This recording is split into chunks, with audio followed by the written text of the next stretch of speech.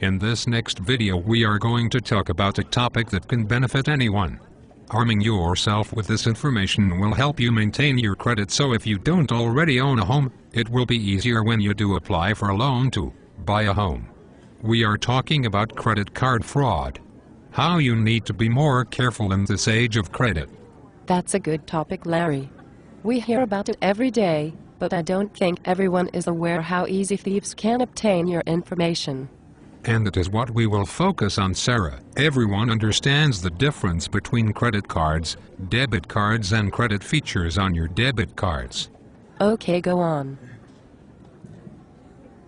When you use a debit card and enter your PIN, the money is immediately deducted from your bank checking account. Now using a debit card allows you to pay as you go, without paying all that interest as on a credit card.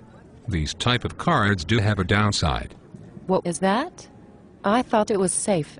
Well, if a thief steals a credit card, they will normally charge a large purchase on your card and attempt to resell it.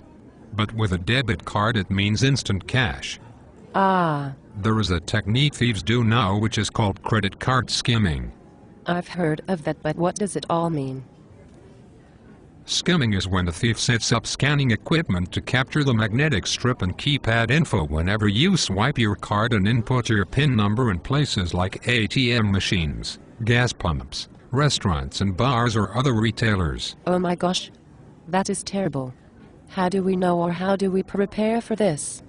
Gas pumps are one of the easy targets for credit thieves.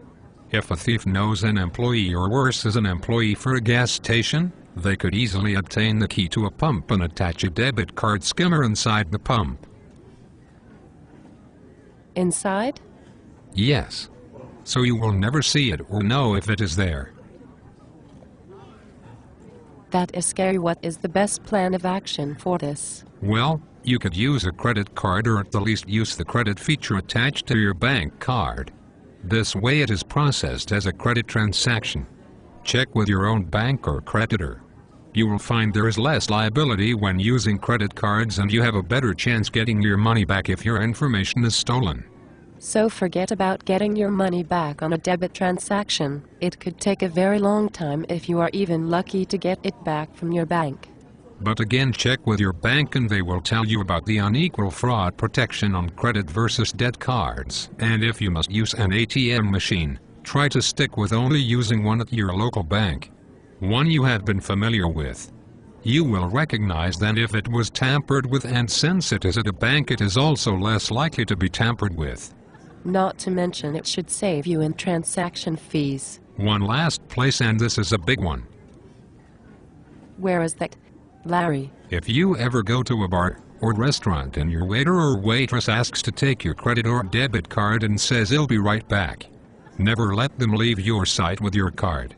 Thieves have ways to obtain handheld skimmers and could easily skim your card when they walk away, bringing you the card back, and you will never know.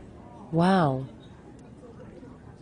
That is crazy. You mean the waiter or the waitress is a thief? Yes, and if they don't use your information for themselves, they sell it to would-be thieves on the internet. Geez. Lastly, always check your bank account frequently, so if something does happen you catch it right away. It doesn't hurt to sign up for a credit monitoring service either. But we will have to save that for another conversation.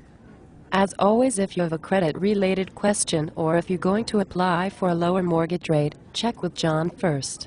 He has the answers. And he is licensed in all 50 states too, so don't wait, call or send John an email. Good day now. See you again.